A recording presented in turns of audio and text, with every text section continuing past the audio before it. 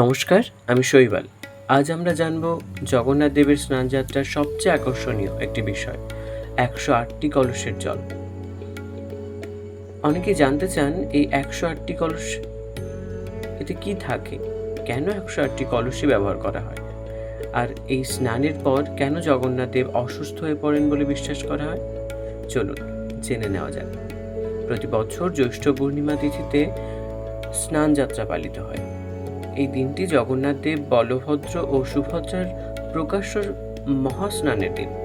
বছরের এই একদিনই লক্ষ লক্ষ ভক্ত একসঙ্গে দেবতাদের মহাস্নান দর্শনের সুযোগ পান।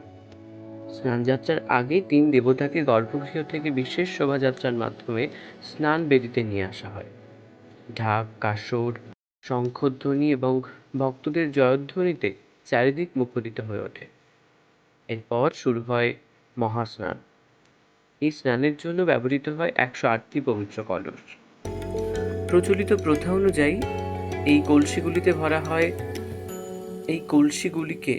ভরা হয় সোনা কুয়ার পবিত্র জল। এই কূপের জল অত্যন্ত পবিত্র বলে মানা হয় এবং বিশেষ আচার মেনে তা সংগ্রহ করা হয়। এই জলে সুগন্ধি চন্দন, কর্পূর, কেশর, আগর এবং বিভিন্ন সুগন্ধি ফুলের নির্যাস মেশানো থাকে। এরপর বৈদিক মন্ত্রোচ্চারণের মাধ্যমে জলকে অভিষেকের উপযোগী করে তোলা হয়। বিভিন্ন গ্রন্থে উপাদানের তালিকায় কিছু পার্থক্য দেখা যায়, তাই নির্দিষ্ট সব উপাদান সম্পর্কে একক তথ্য বা মত নেই।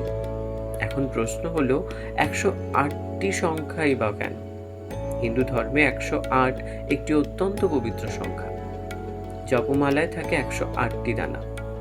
বহু উপনিষদের সংখ্যাও ১০৮টি বলে ধরা হয়। তাই ১০৮ পূর্ণতা, আধ্যাত্মিকতা এবং ঈশ্বরের সঙ্গে সংযোগের প্রতীক হিসাবে বিবেচিত হয়। সেই কারণেই মহাস্নানে ১০৮টি কলস ব্যবহারের বিশেষ তাৎপর্য রয়েছে। মহাস্নান শেষে এটি অত্যন্ত আকর্ষণীয় ঘটনা ঘটে। প্রচলিত বিশ্বাস অনুযায়ী অতিরিক্ত স্নানের পর জগন্নাথে, বলভদ্র এবং সুভদ্রার জ্বর আসে।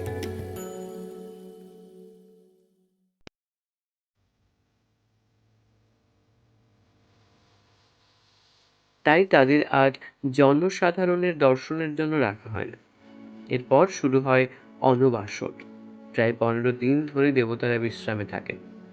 এই সময় তাদের বিশেষ সেবা, ভেষজ পরিচর্যা এবং নিত্য পূজা চলতে থাকে। ভক্তরা বিশ্বাস করেন,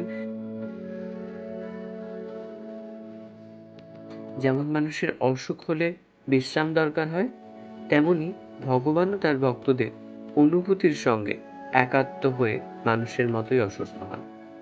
অনবাসর শেষে আসে নবযৌবন দর্শন। তখন দেবতারা নতুন রূপে ভক্তদের দর্শন দেন, আর এর অল্প সময় পরেই শুরু হয় বিশ্ববিখ্যাত রথযাত্রা। স্নানযাত্রা আমাদের শুধু একটি ধর্মীয় অনুষ্ঠানই দেখায় না, এটি ভক্তি, ঐতিহ্য এবং ঈশ্বরের সঙ্গে মানুষের গভীর সম্পর্কের প্রতীক। ১০৮টি কলসের পবিত্র জল দিয়ে মহাস্নান এই আধ্যাত্মিকতারই এক অনন্য প্রকাশ। ভিডিওটি যদি ভালো লেগে থাকে, লাইক, শেয়ার, কমেন্ট করতে প্লিজ ভুলবেন না এবং অবশ্যই চ্যানেলটিকে সাবস্ক্রাইব করে যাবেন। আর কমেন্টে অবশ্যই লিখবেন, জয় জগন্নাথ।